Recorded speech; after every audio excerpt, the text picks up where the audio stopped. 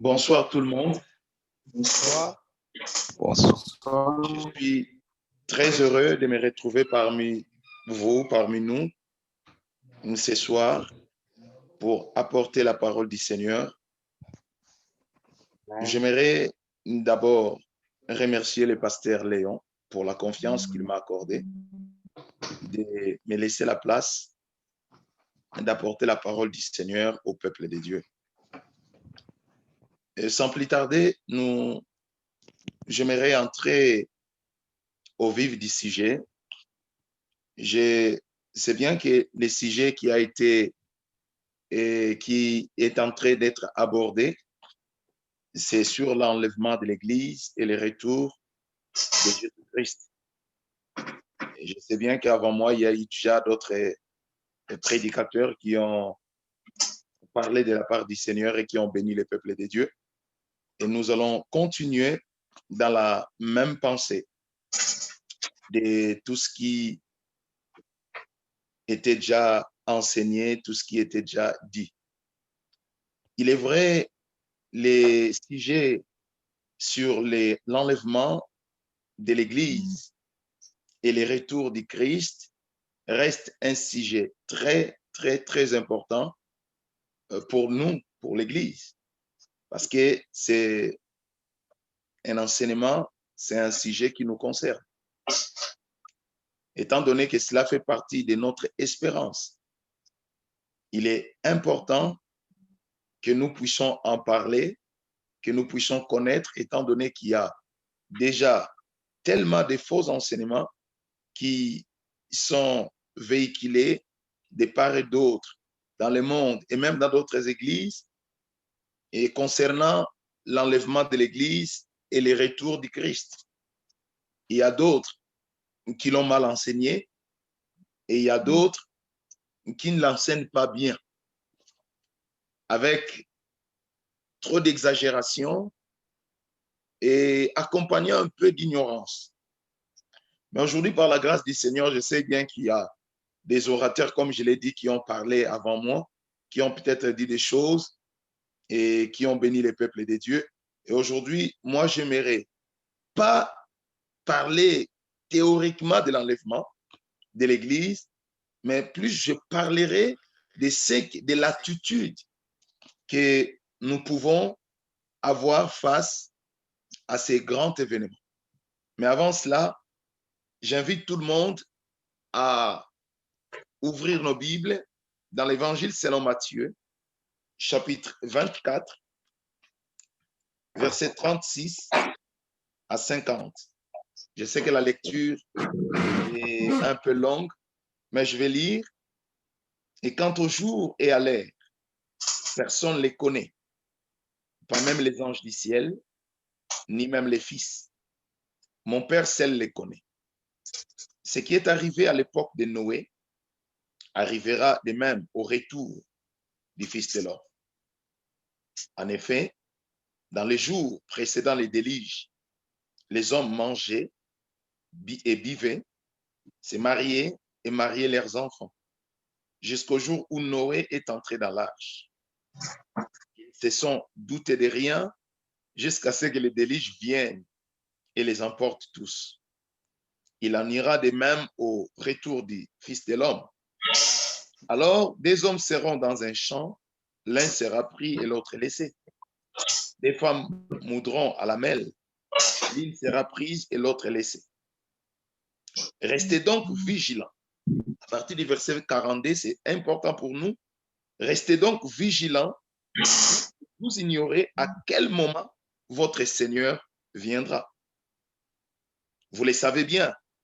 Si le maître de la moisson savait les maîtres de la maison savaient à quelle heure de la nuit les voleurs doivent venir, il resterait éveillé et ne les laisserait pas percer les murs de sa maison. C'est pourquoi, vous aussi, tenez-vous prêts, car le Fils de l'homme viendra à l'heure où vous n'y penserez pas. J'aime ces versets, car le Fils de l'homme viendra à l'heure où vous n'y penserez pas. Quel est donc le serviteur fidèle et prudent que son maître a établi responsable des gens de sa maison pour leur donner la nourriture en temps voulu. Et les serviteurs que son maître, à son arrivée, trouvera occupés à son travail.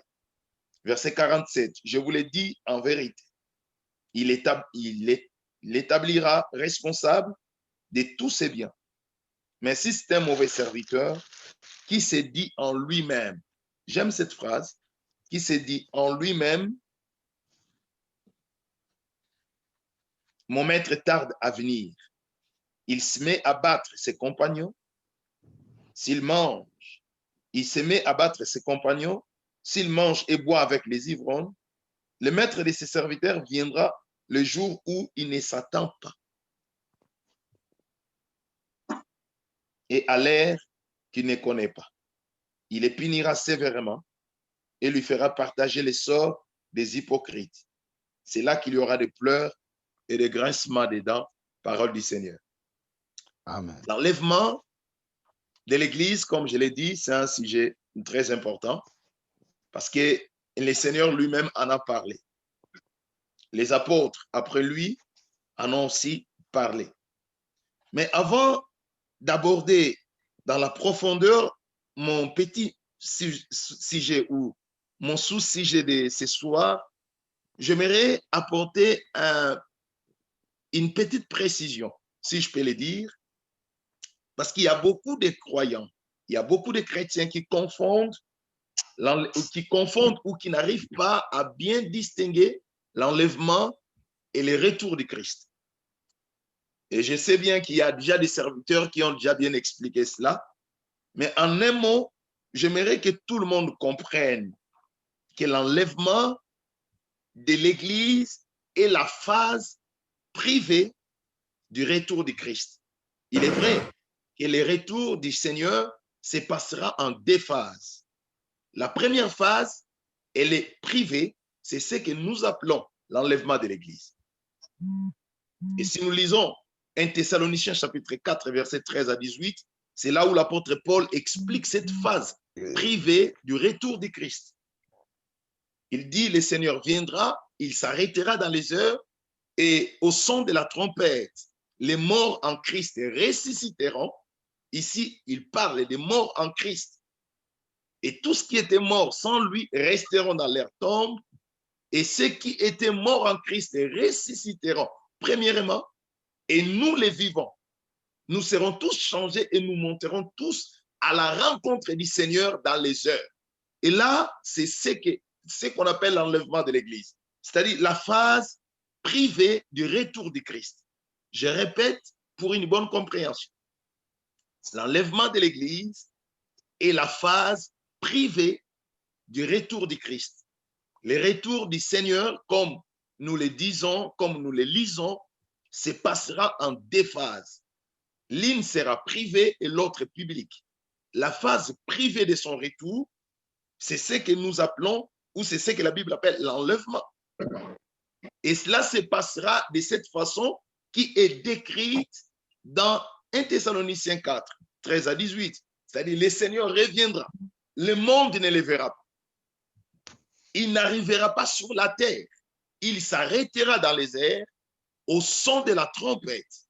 Les morts ressusciteront, les morts en Christ, bien sûr, et nous, les vivants, nous serons tous changés et nous monterons par la puissance du Saint-Esprit à la rencontre du Seigneur dans les heures.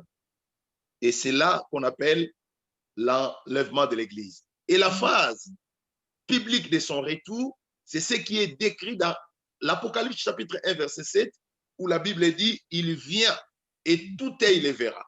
Et là, le Seigneur, lorsqu'il reviendra, et dans sa phase publique, c'est là où il reviendra pour établir son règne sur la terre, ce que nous appelons couramment millénium, c'est-à-dire il reviendra pour régner pendant 1000 ans et nous régnerons aussi avec lui. Bien-aimés dans les Seigneurs, il est vrai qu'il y a encore un autre point que j'aimerais aborder pour essayer et pour nous permettre de bien comprendre les choses, c'est qu'il y a une différence entre le retour du Seigneur et la fin du monde. Parce qu'il y a beaucoup de gens, lorsqu'on parle du retour du Seigneur, il y a beaucoup des enfants de Dieu qui confondent le retour du Seigneur et la fin du monde. Le retour du Seigneur Jésus n'est pas la fin du monde. Que ça soit sa phase privée ou publique, cela n'est pas la fin du monde parce qu'il y a encore d'autres événements qui vont se suivre, qui vont arriver après et tout cela, après ces événements. Bien aimé, l'enlèvement de l'Église reste un événement glorieux. Glorieux pour nous qui avons cru en lui. Ça reste un événement glorieux pour nous qui espérons au Seigneur, pour nous qui avons cru en lui. Bien aimé, il est évident que tout le monde comprenne que le Seigneur, quand il était sur la terre, il nous a fait une promesse que nous gardons jalousement, une promesse que nous retenons fermement. Il a dit, je m'en vais, vous préparez une place. Et lorsque j'aurai tout préparé, je reviendrai pour vous prendre, afin que là où je suis, vous y soyez aussi. Voilà pourquoi vous remarquerez, les premiers chrétiens, ils ont vécu avec cette pensée. Ils ont vécu avec cette promesse dans leur cœur. Ils préféraient perdre tout, mais ils avaient dans leur cœur, dans leur tête, que le Seigneur reviendra. Et c'est tout ce qu'ils espéraient. C'est ce qu'ils attendaient. Ils vivaient comme si le Seigneur va revenir demain. Ils vivaient comme si... C'est pour cela, vous remarquerez même lorsque vous lisez Paul, bien aimé, vous allez vous rendre compte que Paul, c'est comme si dans ses écrits, c'est comme si il attendait que le Seigneur revienne à son époque. Et lorsqu'il parlait même de l'enlèvement, il dit, il n'a même pas dit les vivants, mais il a dit nous les vivants. Il vivait pour cela. Il vivait pour cet événement. Vous savez, ce qui est mal aujourd'hui, c'est de voir, il y a beaucoup des enfants de Dieu, qui viennent à l'église, qui prient, mais qui n'ont aucune notion sur cet événement, sur l'enlèvement de l'église. Premièrement, parce que peut-être on n'en parlait pas, ou peut-être ils en ont entendu, et pour eux, comme cela ne s'est pas produit, pour eux, ils pensent que ça ne se produira pas. Bien aimé, j'aimerais vous assurer que l'enlèvement de l'église aura lieu. Peu importe, bien aimé dans les Seigneur, ce que Dieu dit, ça finit toujours à arriver. Vous savez, le Seigneur a donné une parabole, les passages que nous venons de lire, où il attirait notre attention. Il attirait l'attention de ses disciples, ainsi que celle de tous les croyants du monde à cet événement glorieux. À son retour, il a dit, personne ne connaît les jours, ni l'heure. Parce que, pourquoi le Seigneur parlait de cette phrase que personne ne connaît ni les jours ni l'heure? Parce que ça a été une préoccupation pour les apôtres. Ça a été une préoccupation pour ceux qui marchaient avec lui. Ils voulaient savoir à quel moment le Seigneur revient. Bien aimé, vous savez, il y a des choses aujourd'hui qui se passent dans le monde. Il y a même d'autres personnes qui interprètent mal les événements. Parce que lorsqu'il y a quelque chose qui se passe dans un coin, les gens disent, ah, bientôt c'est la fin du monde. Il y a des chrétiens qui vivent même avec la peur. Il y a des chrétiens qui ne savent plus quoi faire. Parce qu'en voyant tout ce qui se passe dans le monde, les gens sont tellement troublés et les gens ne savent plus quoi faire. Mais pour nous les croyants, pour nous les chrétiens, nous ne pouvons pas être comme ceux du monde. Parce que cet événement appelé l'enlèvement de l'Église ou le retour du Christ nous concerne. C'est un événement qui est destiné à nous l'Église. Parce que le Seigneur viendra nous prendre, nous enlever du monde et nous amener dans la maison du Père. Bien-aimé, personne ne sait où le Seigneur reviendra. Personne ne sait l'heure où le Seigneur reviendra. Personne ne sait l'heure. Et le Seigneur est allé même plus loin en disant que même les anges ne connaissent même pas ces jours. Même les anges ne connaissent même pas l'heure où le Fils de l'homme reviendra.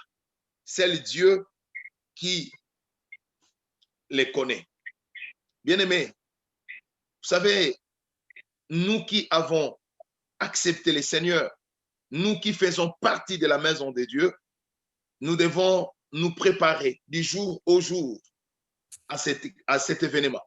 Nous devons nous préparer, nous devons être prêts tous les jours à ce retour du Seigneur. Étant donné que le Seigneur lui-même a dit que personne ne connaît l'heure, personne ne connaît les jours, bien aimé, nous devons veiller, nous devons veiller, nous devons veiller. C'est très important. Vous savez, moi, je dis toujours, ce qui est raté l'enlèvement de l'Église, c'est être le plus malheureux des croyants, être le plus malheureux des chrétiens. Ça, c'est un événement que personne ne peut vouloir rater. Acceptons-nous, frères et sœurs, de perdre tout, de rater tout ce que le monde nous présente, tout ce qu'il y a de bien, tout ce qu'il y a de beau dans ce monde, mais ne cherchons jamais à rater ces grands événements qui bientôt aura lieu. Qui bientôt aura lieu, bien-aimé dans le Seigneur. Personne ne connaît les jours. Et le Seigneur, dans les récits que nous venons de lire, il attire l'attention des siens, il attire l'attention de tous qui croient en lui, en disant, personne ne connaît les jours ni l'heure. Et vous ne connaissez même pas le jour où le Fils de l'homme viendra. Vous ne connaissez même pas le jour où votre Maître reviendra. Voilà pourquoi vous êtes appelés à veiller. Vous êtes appelés à être prêts en tout moment. Nous ne savons même pas. Est-ce que ça serait les jours? Est-ce que ça serait la nuit? Est-ce que ça va être pendant l'été ou pendant l'hiver? Ça va être à l'automne ou au printemps? Nous ne savons pas. Étant donné que nous ne savons pas, frères et sœurs, nous sommes appelés à nous préparer à ces grands événements. Bien-aimés, la promesse du retour de Jésus ou la promesse de l'enlèvement de l'Église n'est pas une utopie. C'est une vérité. C'est une vérité qui aura lieu. Voilà pourquoi le Seigneur, pour attirer notre attention à la vigilance, à la prudence, il a donné un exemple qui est dans les passages que nous venons de lire. Il a dit, ce qui arriva au temps de Noé arrivera de même au retour du Fils de l'homme. Ce qui arriva au temps de Noé, frères et sœurs. Vous savez, au temps de Noé, Dieu a dit à Noé de construire une arche. Et Dieu a dit à Noé, dis aux hommes que je vais détruire la terre par la pluie. Bien aimé, vous savez, Noé paraissait comme un fou parce qu'il parlait des choses que les gens n'ont jamais vécues. Il n'y a jamais eu la pluie. Il n'y a jamais eu la pluie. Et en plus de cela, construire une arche qui peut contenir des êtres humains, une arche qui pourrait les sauver de ces déluges, c'était une folie. C'était une folie.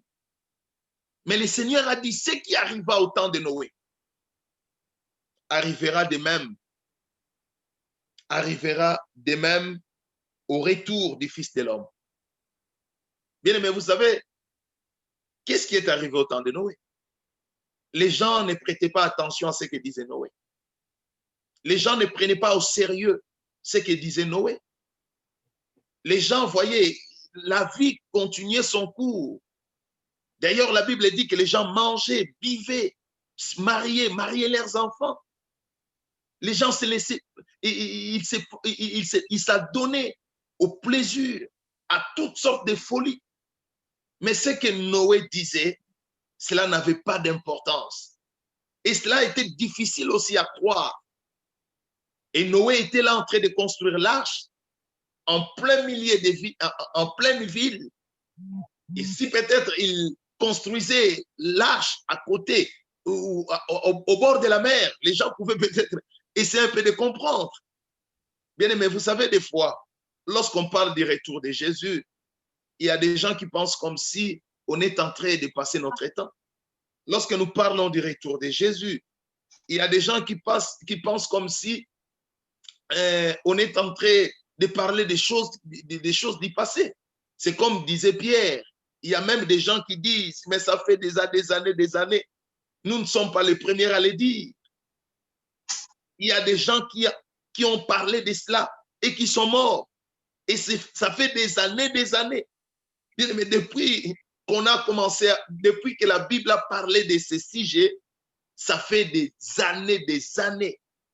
Mais le Seigneur ne revient pas toujours. Est-ce que cela est une raison? Est-ce une raison pour nous de nous décourager? Non, frères et sœurs. Nous ne pouvons pas avoir la vision du monde. Nous ne pouvons pas comprendre les choses comme le monde comprenne. Nous sommes les enfants de Dieu. Nous devons comprendre que la parole du Seigneur est la vérité. Peu importe le temps, la parole du Seigneur s'accomplira toujours. La parole du Seigneur s'accomplit.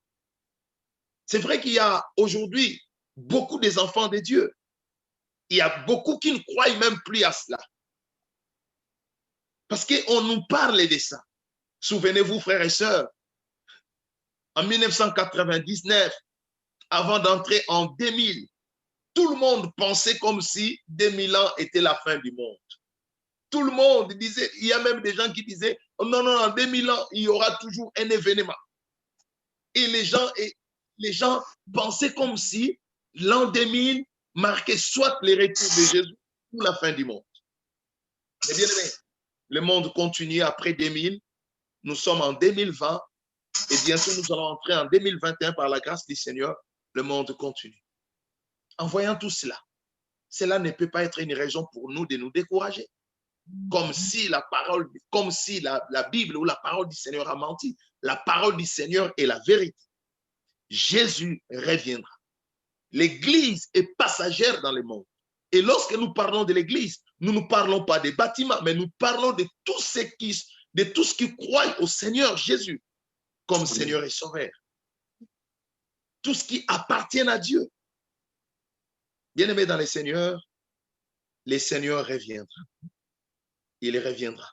Il est vrai que nous assistons aujourd'hui à des choses, bien-aimés, des fois, il y a des gens qui nous disent des choses, qui nous expliquent des choses, on n'arrive plus à comprendre qu'est-ce que les gens veulent nous dire. Mais nous devons nous confier à la Bible, à la parole du Seigneur. Elle a dit que le Seigneur reviendra. Le Seigneur lui-même a dit cela. Je reviendrai. Même si les temps passent, même si les années passent, même si des siècles passent, je vous assure qu'il reviendra. Jésus reviendra. Il reviendra pour nous prendre, nous qui croyons en lui. Il reviendra pour nous prendre, nous qui espérons en lui. Il reviendra pour nous prendre afin que nous allons là où il est. Bien aimé, c'est très important d'avoir cette promesse. C'est très important de vivre avec cette promesse. Quand tu travailles, quand tu vas au travail, tu travailles tout en sachant que le Seigneur peut venir au moment où tu es au travail. Quand tu conduis, tu voyages, il faut être conscient que le Seigneur peut venir même quand tu es dans ta voiture. Quand tu voyages, quand tu fais tes business, quand tu fais tes affaires, n'oublie jamais que le Seigneur peut arriver à un moment que tu ne pensais pas. Bien-aimé, j'aimerais vous dire une chose. Vous savez, Il y a beaucoup de gens qui disent, il y a même des gens qui prient, qui font des prières au Seigneur. Permets d'abord que je puisse me marier avant que tu viennes. Seigneur, permets peut-être que je puisse d'abord avoir des enfants avant que tu viennes. Seigneur, permets d'abord que je puisse réussir dans mes affaires. Il y a beaucoup de gens qui disent de telles prières, qui font de telles prières. Mais laisse-moi vous dire une chose. L'accomplissement du plan de Dieu ne dépend pas de nos ambitions. Frères et sœurs, l'accomplissement du plan de Dieu ne dépend pas de nos ambitions.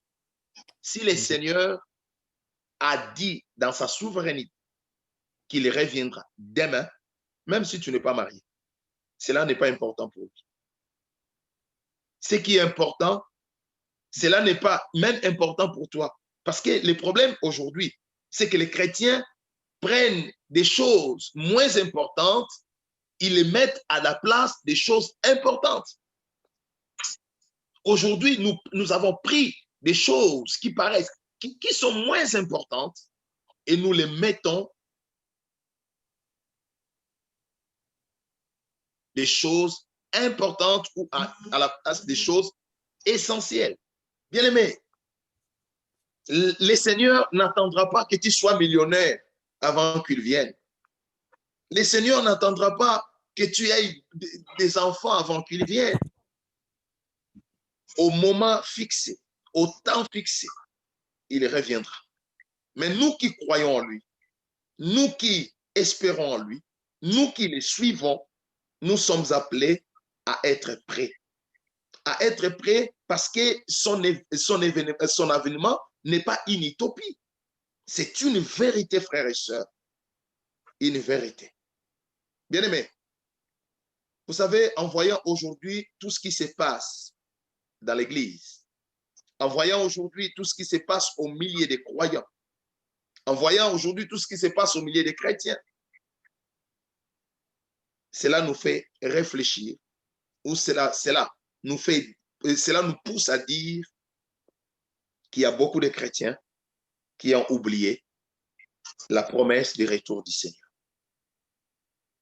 Bien-aimés, en voyant la manière dont nous nous comportons, en voyant la manière dont nous faisons des choses, en voyant la manière dont nous agissons les uns contre les autres, cela me pousse à dire qu'il y a beaucoup de gens qui ont oublié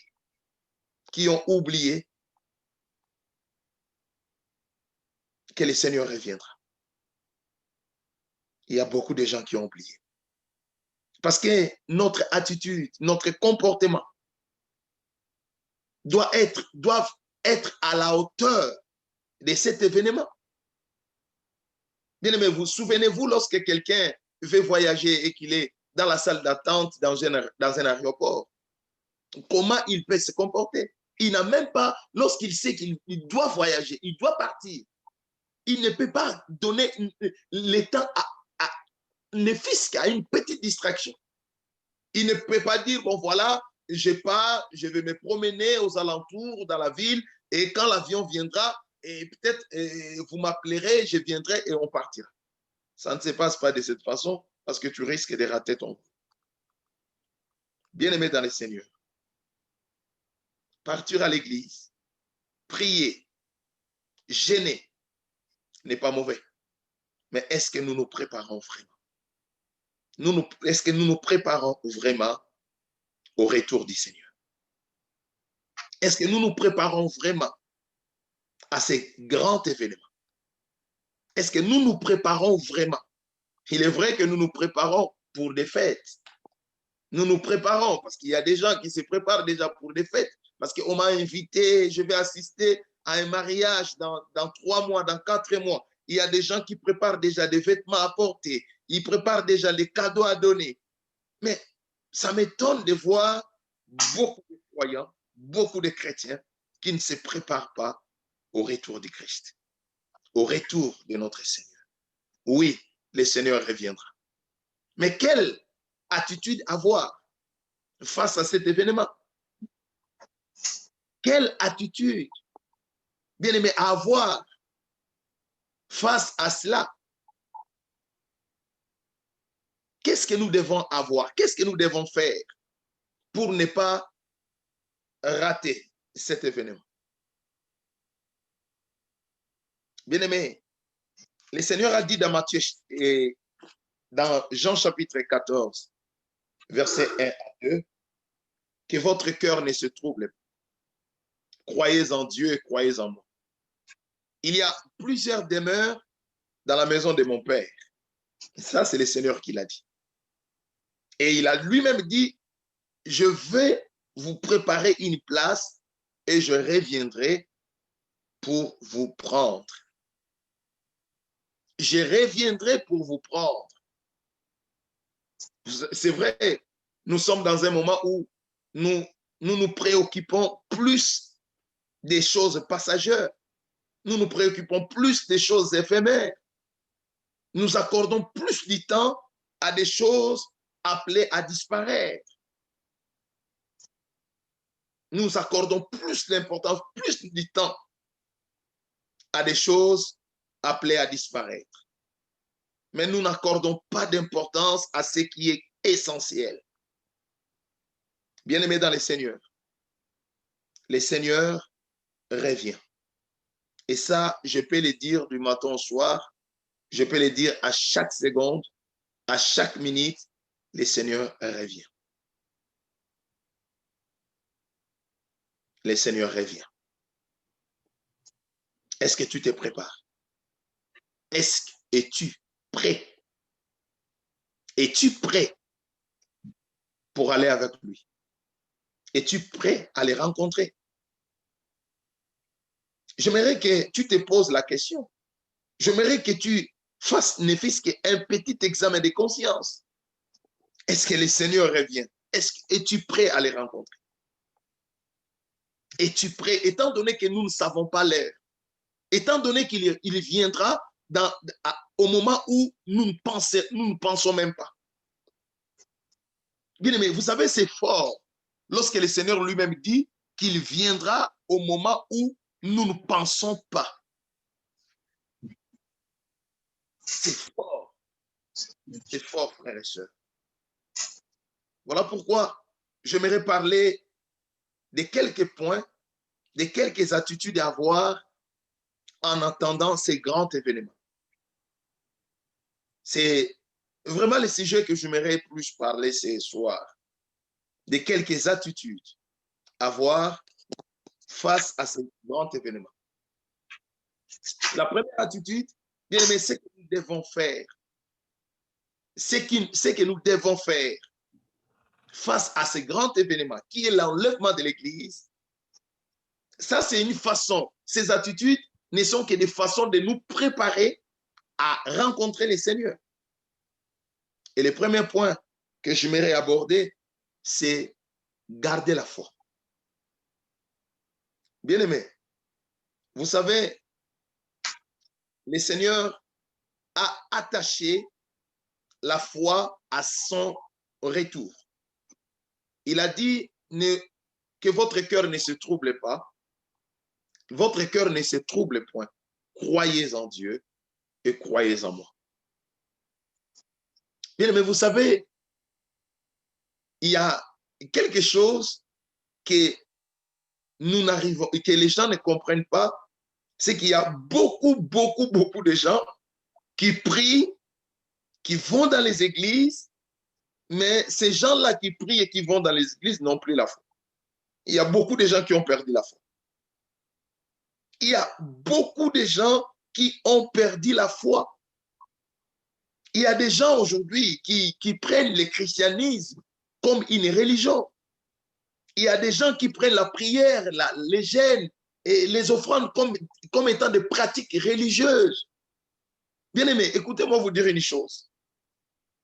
Nous ne pouvons pas rencontrer le Seigneur si nous ne gardons pas la foi. Bien aimé, garder la foi, ça nous permettra de voir les Seigneurs et de les rencontrer. Vous savez, il y a beaucoup de gens qui sont tombés. Il y a beaucoup de gens qui ont abandonné la foi à cause des persécutions, à cause des souffrances, à cause des difficultés, à cause des réalités présentes. Il y a beaucoup de gens qui ont perdu la foi à cause de ce que le monde les présente. Frères et sœurs, écoutez-moi vous dire une chose. S'il y a une chose qu'il faut garder jalousement dans ta vie, c'est ta foi. Ici, la foi dont je parle, ce n'est pas la foi pour obtenir un miracle, ce n'est pas la foi pour avoir de l'argent, ce n'est pas la foi pour être guéri d'une maladie. C'est la foi. C'est notre confiance au Seigneur. La foi qui est la base de notre relation avec le Seigneur. Et cette foi, cette confiance au Seigneur, cette foi, la foi du salut, si je peux même le dire.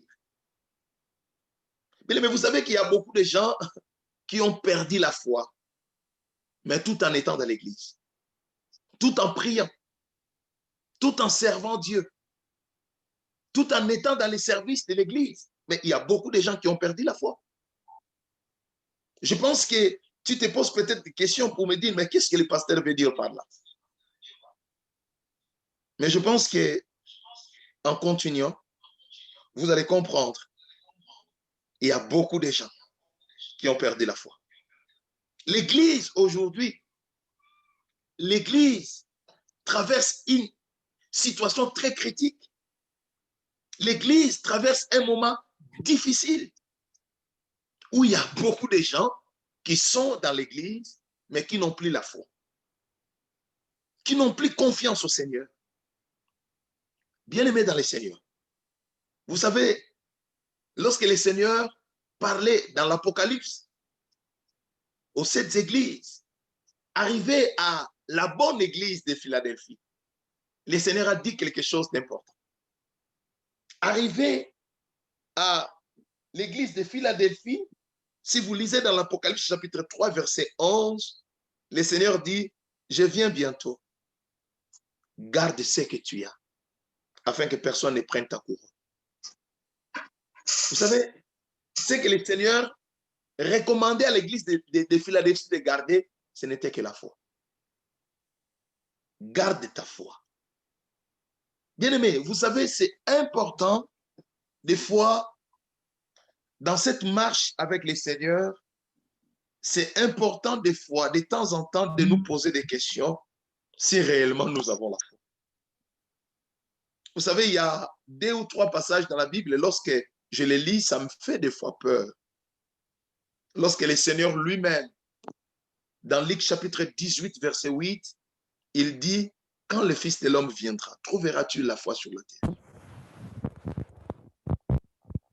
Quand le Fils de l'homme viendra, trouveras-tu la foi sur la terre? Bien aimé, il y a beaucoup de gens qui ont perdu la foi. Et ça, cela n'est pas étonnant pour nous de constater qu'il y a beaucoup de gens qui ont perdu la foi.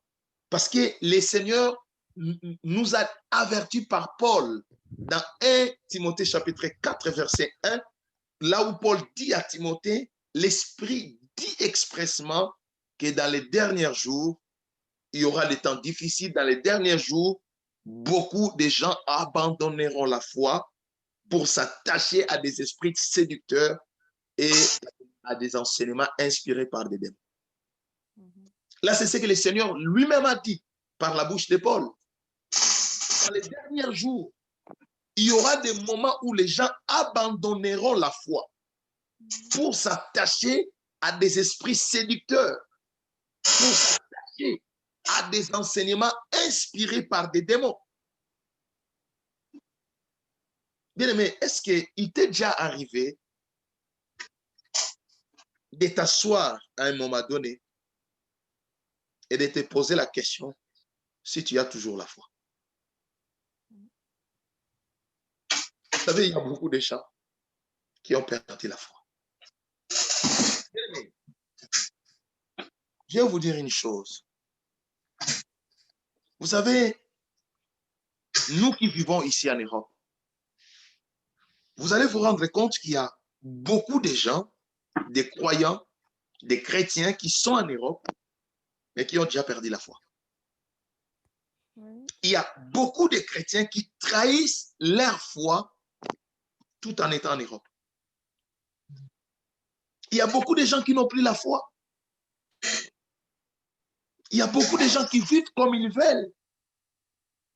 Il y a beaucoup de gens qui font des choses qui sont contraires à leur foi.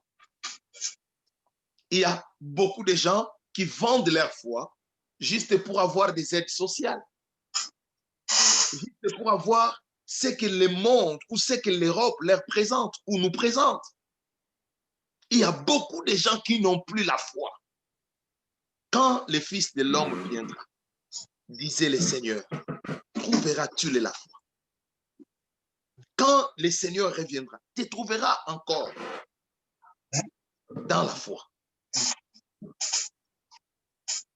Tu n'as pas peut-être abandonné la foi parce que tu es en Europe.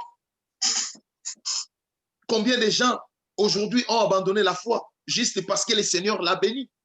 Il a des moyens aujourd'hui. Lorsqu'il n'en avait rien, il était attaché au Seigneur. Mais lorsque le Seigneur a commencé à les bénir, les gens se détachent du Seigneur facilement. Combien aujourd'hui de gens arrivés en Europe, le Seigneur lui donne ce que peut-être ce qui était difficile aux autres. Et il commence à utiliser ce que le Seigneur l'a donné par sa grâce pour s'enorgueillir, pour en faire ce qu'il veut. Frères et sœurs, il y a des gens qui disent très souvent, là je m'adresse d'abord à ceux qui sont en Europe. Il y a des gens qui disent, bon voilà, ça, ce sont les réalités de l'Europe. Vous savez, il y a des gens qui autrefois zélés pour le Seigneur, qui autrefois attachés au Seigneur, craignant Dieu, mais qui se retrouvent dans des situations très compliquées dans ces pays. Et lorsque vous essayez un peu de l'exhorter, il dit, frère, ça ce sont des réalités de l'Europe. Mes frères et sœurs, j'aimerais te dire, les réalités de l'Europe resteront. Il y a un grand événement qui est devant nous. Si le Seigneur revient, tout en étant dans ces réalités, frère, qu'est-ce que tu feras quand le Seigneur viendra? Combien de gens aujourd'hui, ils ont abandonné la foi et ils courent derrière des prophéties, derrière des prophètes inspirés par des démons. Combien de gens aujourd'hui, tout ce qu'ils veulent, c'est des prophéties.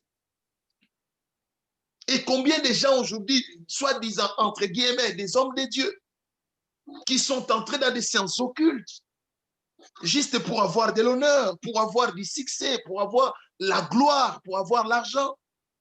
Le Seigneur lui-même a dit, que sert-il à un homme de gagner tout ce monde sur le personnel?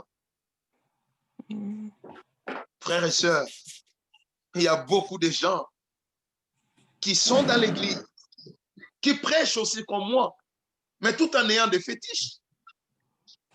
Il y a des gens qui sont dans l'église, qui aujourd'hui commencent à consulter des féticheurs.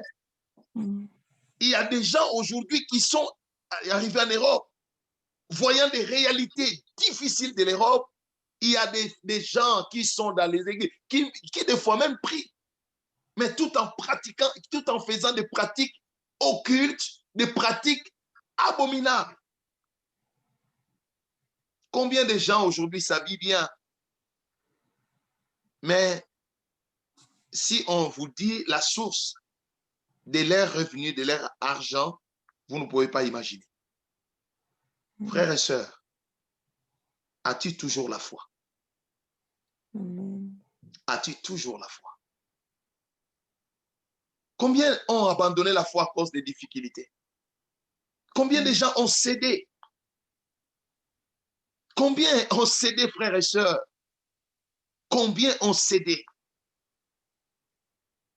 Combien ils ont trahi leur foi pour avoir de l'argent, pour avoir des papiers, pour avoir des habits, pour avoir une situation stable? Frères et sœurs, nous sommes passagers dans ce monde. Amen. Le monde ne nous appartient pas. Étant donné que le monde ne nous appartient pas, tout ce qu'il y a de beau dans ce monde ne nous appartient pas. Bien aimé, avec aujourd'hui, moi, c'est ce que j'ai dit, des enseignements qui n'ont aucune fondation biblique, aucune base biblique. Et aujourd'hui, il y a tellement des enseignements qui envahissent l'Église, des enseignements, frères et sœurs, je l'ai dit, avec l'appui des Écritures, des enseignements inspirés par des démons. Frères et sœurs, Jésus ne nous a pas sauvés pour devenir des millionnaires. Jamais. Jésus nous a sauvés pour entrer au ciel. Amen. Jésus ne nous a pas sauvés, frères et sœurs, pour avoir tout ce qu'il y a de beau dans ce monde. Parce qu'il y a aujourd'hui des enseignements qui nous poussent à focaliser nos regards sur ce qui est dans le monde. Aujourd'hui, il y a des enseignements qui poussent les chrétiens. Il y a même des gens qui disent, frère, quand tu es avec Dieu, tu ne peux pas être pauvre. Mais frère, lorsque vous regardez les Écritures, on se rend compte qu'on nous dit des fois des choses qui ne sont pas basées sur les Écritures. Que tu sois pauvre ou riche, cela dépend de Dieu qui a fait chacun de nous.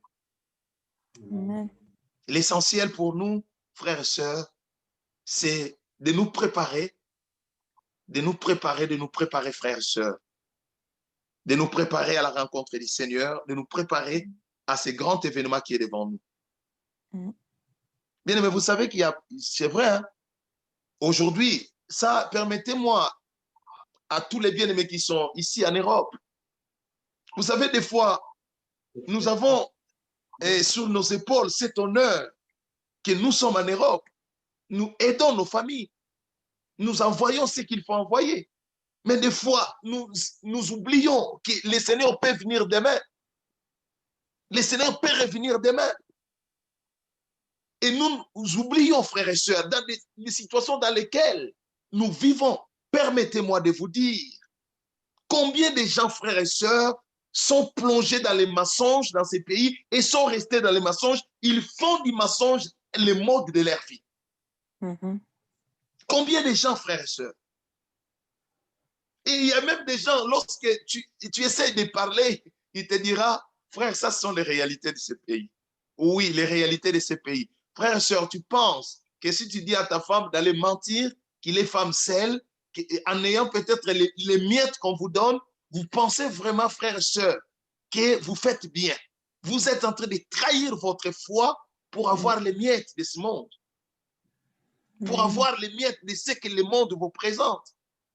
Mais pourquoi, frères et sœurs, nous pouvons avoir cette attitude?